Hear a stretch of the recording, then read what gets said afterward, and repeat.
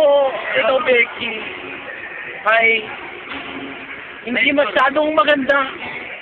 Hindi talaga kadandahan. Siya po yung mabait katulad ko na walang ibang malaki sa mundo katulad ko. Naku, ay mabait. Siya po ay natutunan kong mahal. Pero pinagtatala ng karamihan kung bakit siya na in love sa akin. Ito Becky, siya po pala ay nauntog sa semento at nakalimutan ang tunay na meaning ng gwapo.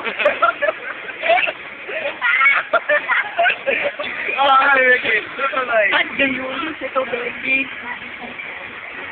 nandito po kami sa swimming pool sa Tikbawan nito. Ako po'y nasaktan at natuwa rin naman ang aking mga kaibigan. Dahil sa wakas, nagising na sa kanyang pagka-amnesia ang aking girlfriend. Sa wakas, ay nag-break na rin kami.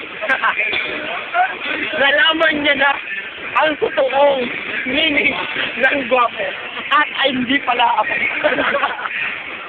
Yan po nagtatapos ang aking kwento. Sa inyo, husband,